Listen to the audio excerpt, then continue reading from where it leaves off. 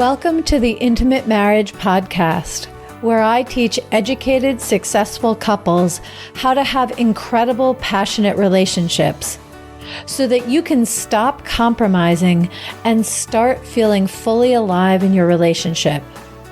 I'm Alexandra Stockwell, aka the Intimacy Doctor. I'm a physician, a relationship and intimacy coach, and I'm an intimate marriage expert. My husband and I have been married for 26 years. We have 4 children and full professional lives, and we've created an amazing marriage. I've shown hundreds of couples how to do so as well. So if you want to deepen your understanding of your own relationship and learn to access new heights of emotional, sensual, and erotic intimacy, you're in the right place. I will show you how. Now, let's dive in.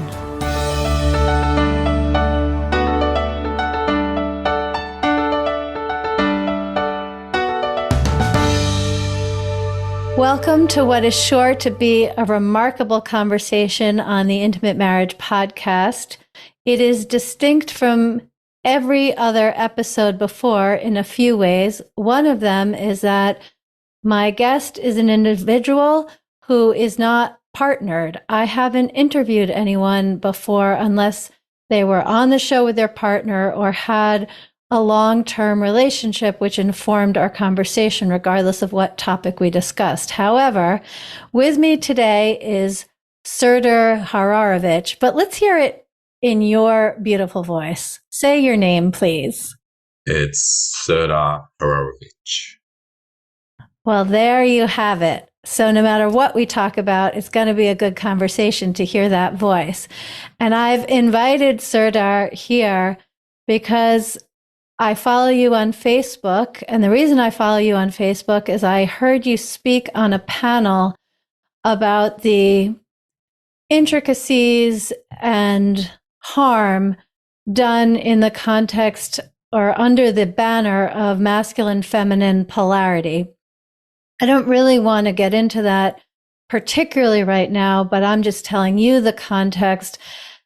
And I really appreciated the depth and the breadth and the nuance with which you speak. And then I saw a post you did about how to have meaningful, connected sex, and I invited you on the show. So that's where I'm starting. I'd love for you to say whatever you want people to know about who you are and how you serve in the world. Well, thank you for that introduction. And it's really wonderful to, have this opportunity to share a little bit more. And you mentioned the word nuance there. And I think that kind of sums up what I'm intending to bring into the conversations that I see and why I've felt inspired to share in the way that I do, because I see a lot of oversimplification of conversations and topics. And, it's a competitive marketplace out there with people trying to, reduce things into their most simple components. And what I find is that I have clients coming to me and they're confused with all these different messages that are out there about how to relate with each other. They're trying to have boundaries and they're struggling with how to do that in a way that's enhancing their relationships rather than creating more disconnect. They're taking on these beliefs about how they're supposed to be, either as women or as men. And what my greatest value is connection. And what I find is that all these different messages and belief systems that are being spread, they're actually going against connection. They're making connection more challenging. People are feeling more disconnected from themselves. They're feeling like they need to be a certain way in order to have authentic and fulfilling relationships. And so this is why I felt inspired to start writing and sharing more of my perspectives, because what I have found is by really embodying more of who I am and doing the trauma work and working through all of these beliefs that I had taken on, that's what's given me the most fulfilling and nourishing relationships in my life. It's not by taking on these simplified ideas about how to be and who to be, and then trying to relate from that place. So, and I, as a bit of context for why connection is such a huge value for me, I grew up as a first generation immigrant here in Australia, and my parents didn't really have the capacity to be there for me emotionally in the ways that I needed. And so there was emotional neglect, there was trauma, and it left me, deeply, on the one hand, deeply disconnected from my authentic self because I didn't have that mirroring from others. And it also meant that I had this yearning for connection, and a yearning that was not met until a few years ago, which came from one, reconnecting with my own self and doing the therapeutic work to do that, but also how to bring that authentic self into connection with other people. So because of my background, that's kind of what's highlighted for me the power of connection and how beautiful and rewarding it can be to really connect on that soulful level with another human being. And that's what drives me. And so when I see stuff out there that seems to make it even, or to add to the shadow that a lot of people are carrying, whether it's shame about who they are or a disconnection from their authentic self, that drives me to, speak on those topics and share a little bit more of the nuances that I feel can add and help people to connect more deeply with each other. Thank you so much for that. There are many different ways in which I want to respond, but just right off the bat, I want to affirm you on your journey and acknowledge the affirmation I receive on mine, because you and I have lived completely different lives. I've been married for 26 years. I have 4 children. All but one of my great-grandparents were born in the United States. You've described your life, and yet I think more than anybody else on the internet, I feel kinship, resonance, and connection, I'll say, with what you post, even though you're addressing people different than the people that I'm addressing. That truth still really pulses for me. And I'll add that I feel that coaching couples in long-term relationships, I sometimes coach people who are single or early in their relationship, but for the most part, I'm working with couples who are married or otherwise committed, who've been together for at least 5 years.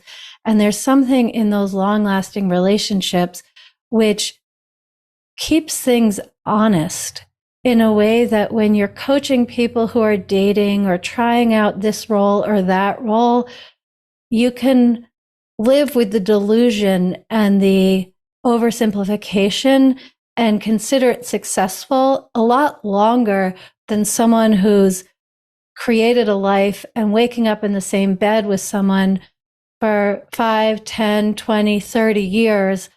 And you see that those, simplifications, whether it's from Disney or from New Age relationship experts or anyone else, they really don't go deep enough for the connection to actually be felt and then blossom. And with that, I'd like to pivot and go ahead and read the bio that you sent me, because it just enhances what you've said, which is, as an authentic intimacy coach, Serdar Hararovich supports his clients to step beyond the mask we all learn to wear and experience the soulful depths of true intimacy, teaching healthy communication skills, clear boundaries, and tools to co-create emotional safety.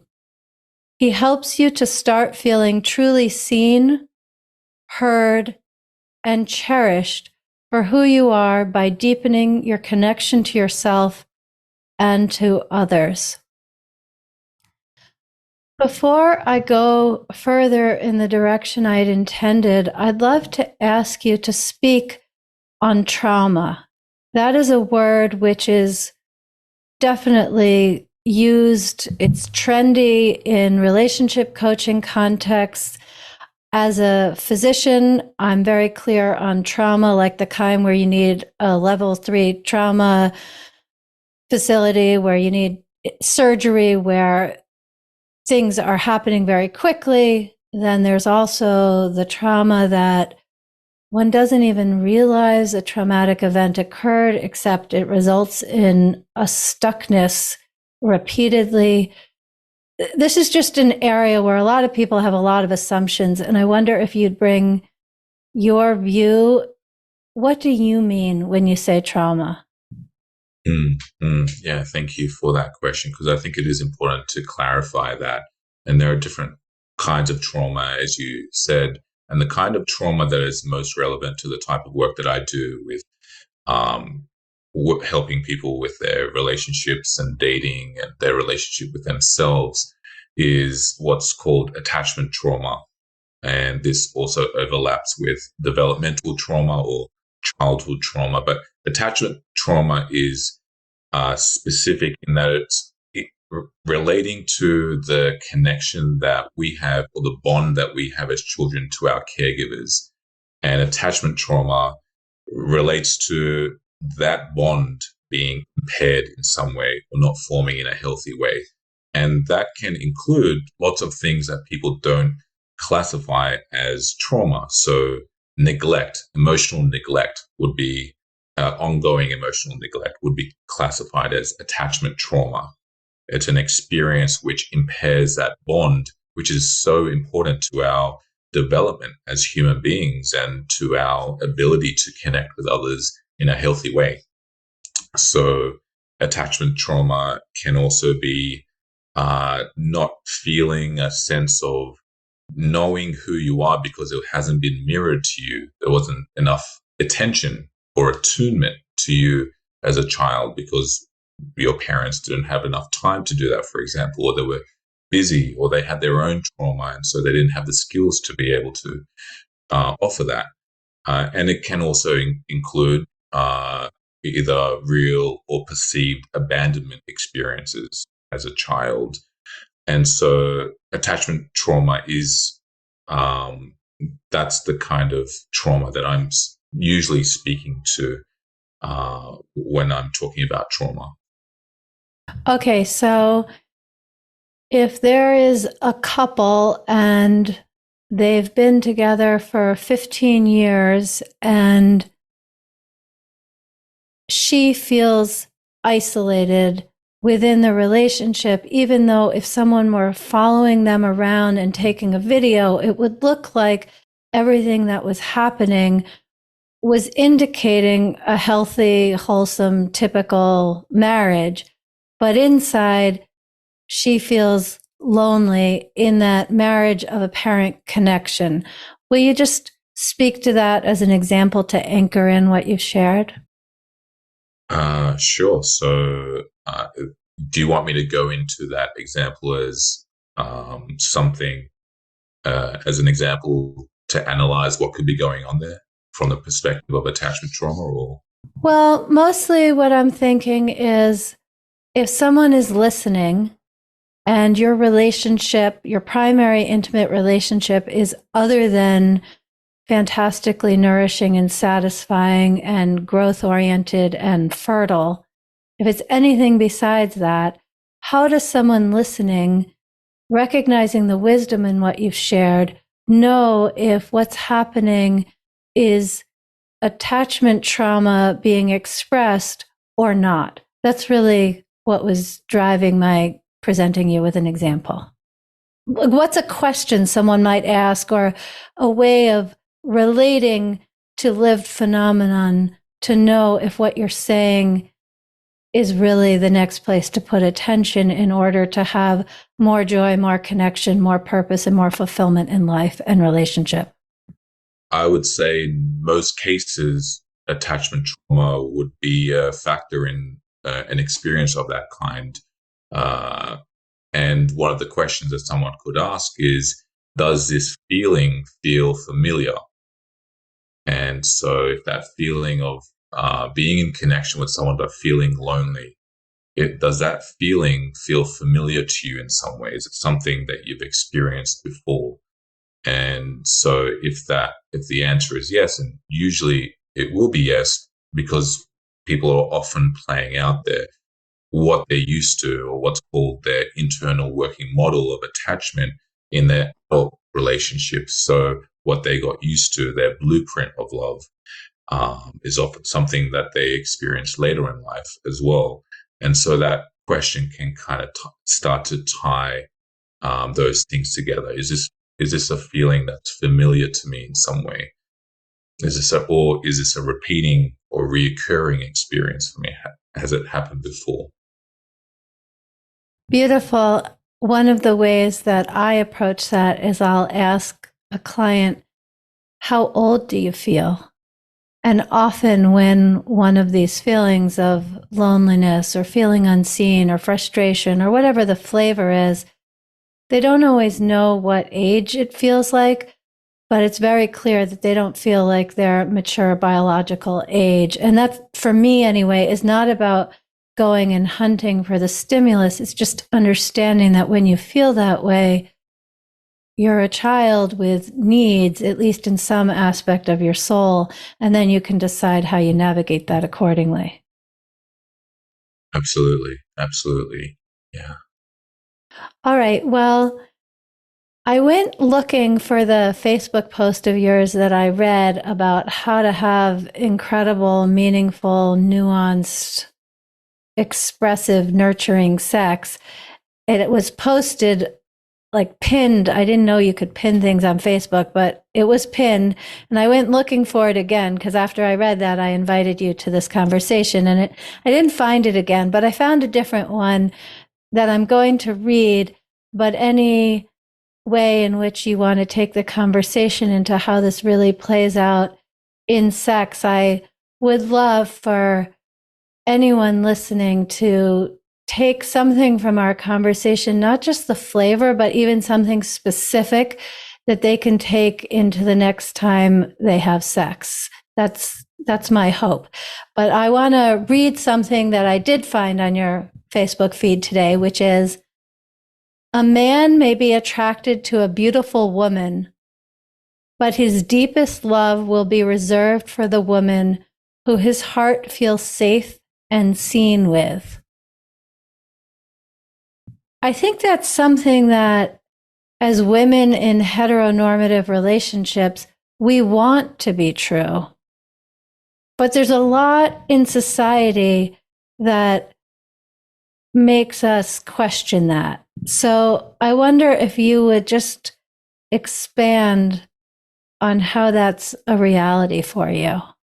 I think, we can acknowledge different realities, including the reality that, we are biological creatures and we're driven by emotions and the drive to procreate and have sex with people who are attractive and who we consider beautiful. And that's something that we see and, it's there. And what that post is getting to is something a little bit deeper there. And so while that is true, what my personal experience as a man has been is, I used to do a lot of casual dating and have sex with many women. And that was my looking at it. Subsequently, what that was about for me was I was looking for connection, but I didn't know how to do it. I didn't know what real connection is about because it wasn't taught to me. It wasn't part of my blueprint. What do you do after that? It just wasn't part of my experience. And so I was constantly searching for this connection that I was yearning for. And sex was the closest approximation to that. It was an experience where I got to be with a woman, to feel connected with her, to feel her softening into the experience with me and feeling seen in that. feeling appreciated and feeling connected, physically. There's a attunement that happens, to have good sex. We're tuning to each other. So that was the closest thing that I knew to deep, meaningful connection. But what I have found subsequently is, as wonderful as that is, after having that enough and starting to learn how to actually connect with people on a deeper level has given me so much more fulfillment.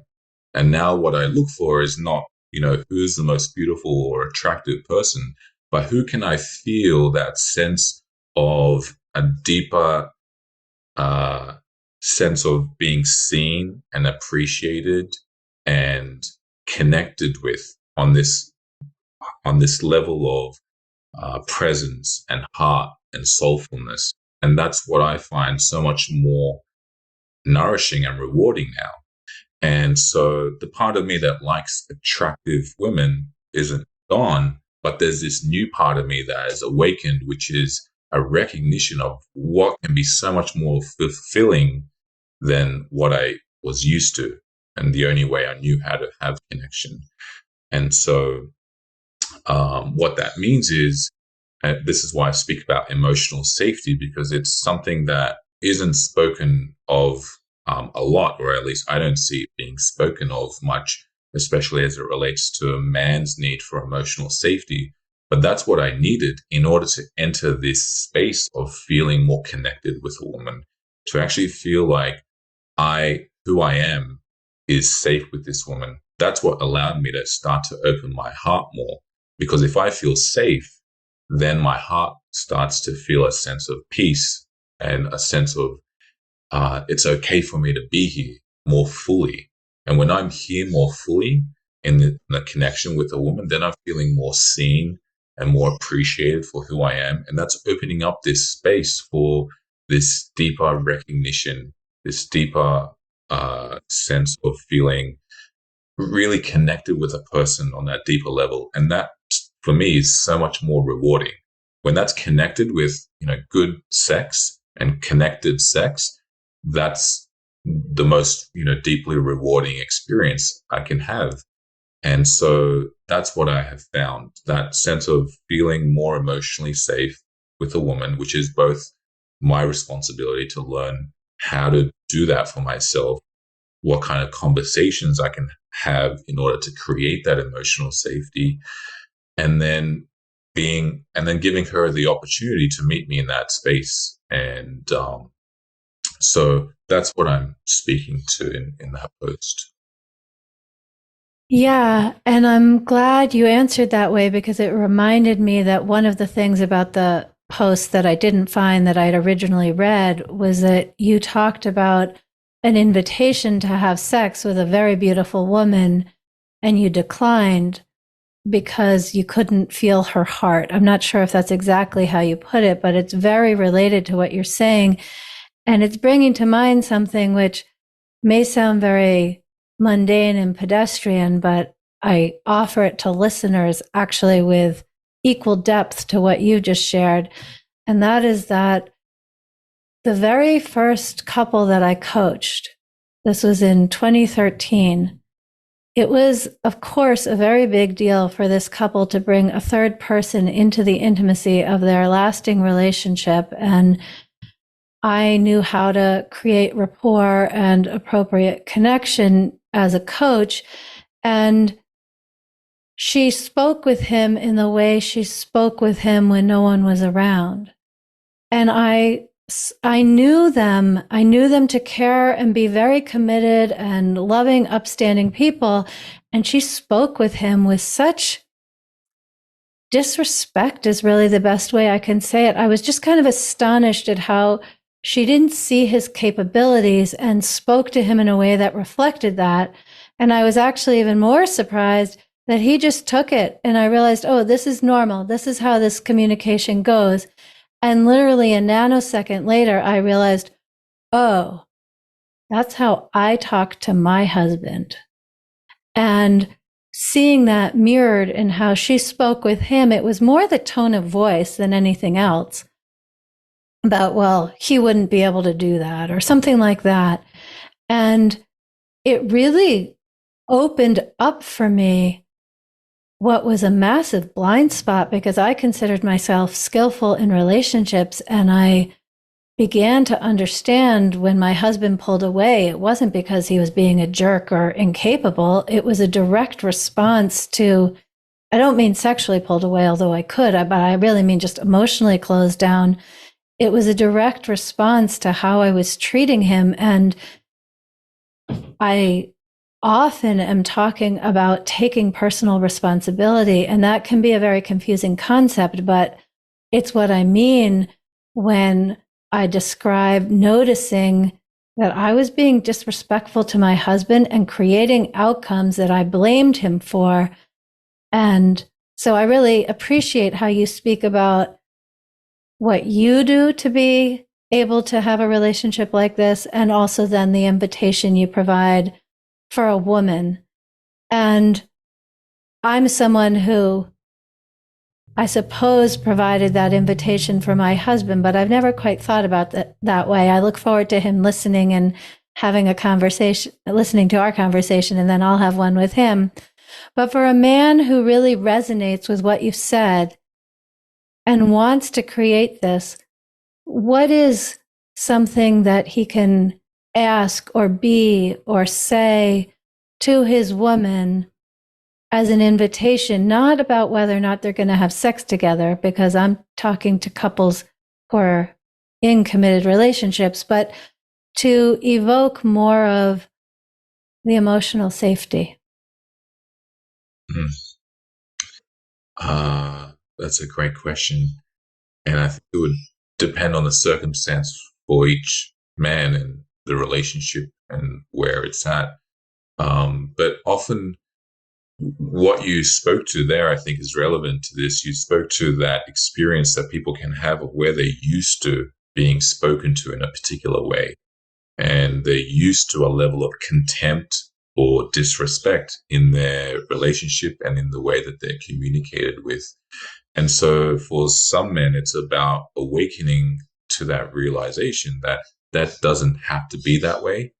And regardless of what's been happening, to know that you're allowed to have standards in your relationship and how you're spoken to, and that it's very common for people to get used to being spoken to in these ways and for it to just become the norm in their relationships. Because a lot of men experience that as children. They experience being blamed or being made wrong in some way. And so they can go into relationships, and when that dynamic increases or intensifies over time, it's just something that they get used to. So coming back to the realization that it doesn't have to be that way, though there may be reasons why that's playing out, and there may be, things for him to take responsibility for, to be able to acknowledge, for example, if, he's agreeing to do things that he doesn't have the capacity to do or the intention to do because he's already feels like he's overgiven, or he's at his capacity to. So the first step is usually to take stock of that experience and come into that awareness of you're allowed to have a boundary there or a new standard. And you can do that in a collaborative way.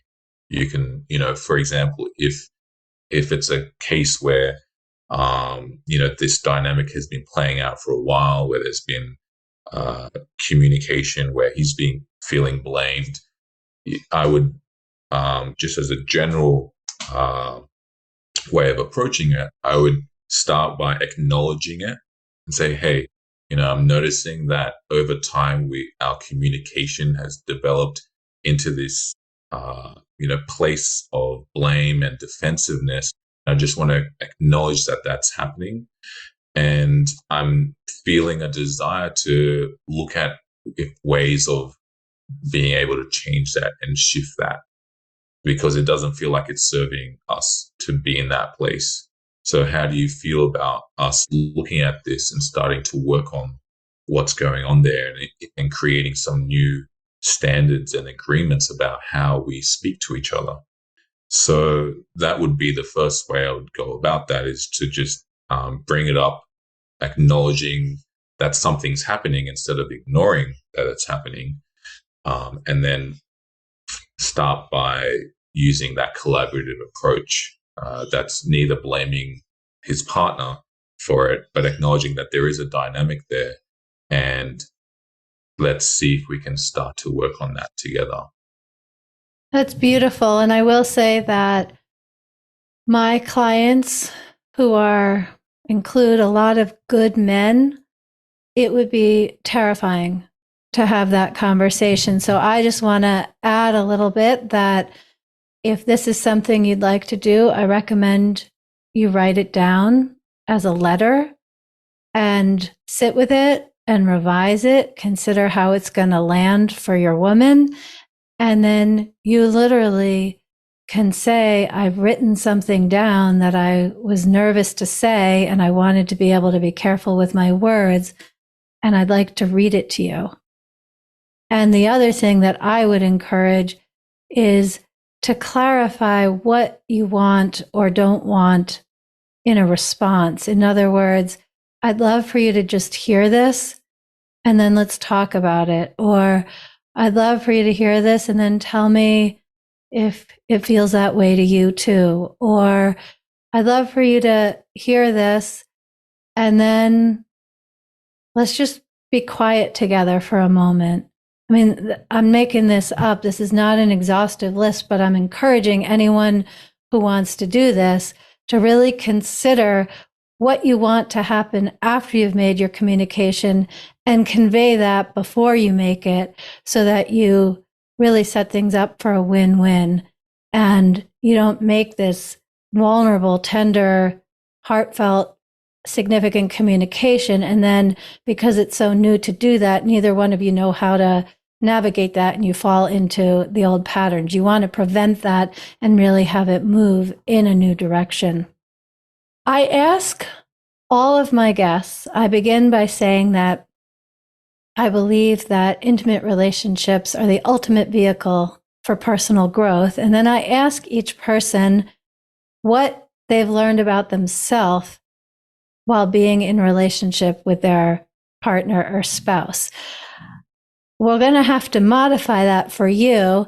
So you can take this in any direction you'd prefer, but two options are: what is something you've learned about yourself while being in relationship? And also perhaps, what is something you've learned about yourself while specifically being single after having some number of relationships? So I want to start with what have I learned from the connections and relationships that I have been in, because it's been so profound for me to be in relationships with women as I've gone on this healing journey with working through my own, childhood experiences. Something that I've learned is that women can be safe, and that was to share my authentic truth with a woman, and to share my heart with a woman, and to be vulnerable, that it can be met with safety and love. And that was a huge thing for me, because I didn't believe that to be true. I didn't experience that to be true throughout my whole life. And to learn that it is safe was a beautiful, transformational experience for me. And through that process, by having that mirroring experience of, being more authentic myself and embodying more of who I am, and having that reflected, appreciated, cherished by the people that I've chosen to be in connection with, I've learned about who I am as a human being, because it's in connection that I come alive the most. It's in connection that my spontaneous nature, my playfulness, my sense of humor comes out. So I've learned so much about who I am and what I'm capable of by being in connection.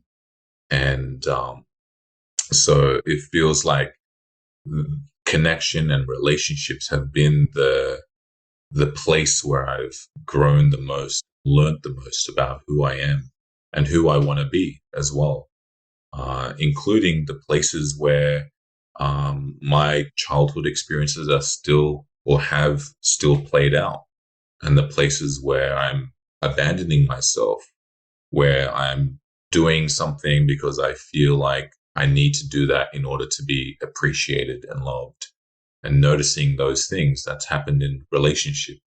And so it's teaching me more about, where there's still parts of me that don't fully embody my value and my worth.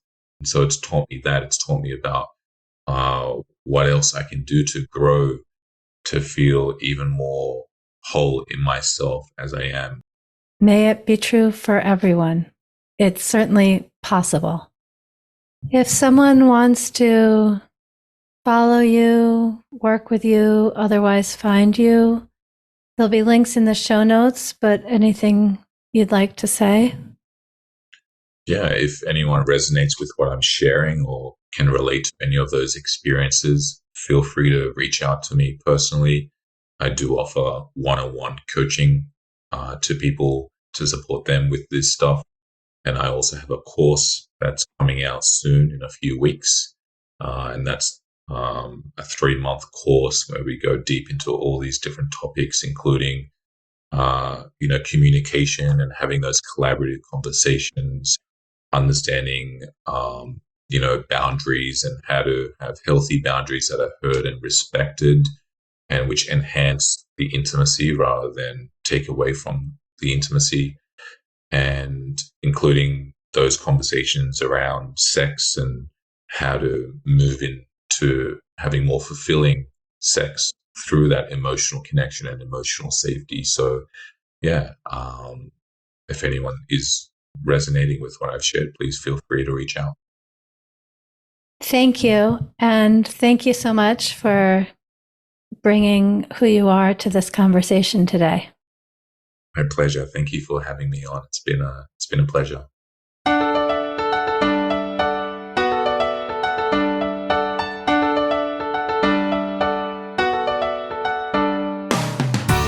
If you enjoyed this episode, share it with a friend, and please leave a rating and a review. And if you're ready to deepen your relationship and create a truly intimate, delicious, and vibrant marriage, head over to the Work With Me page at alexandrastockwell.com and choose the program that's right for you.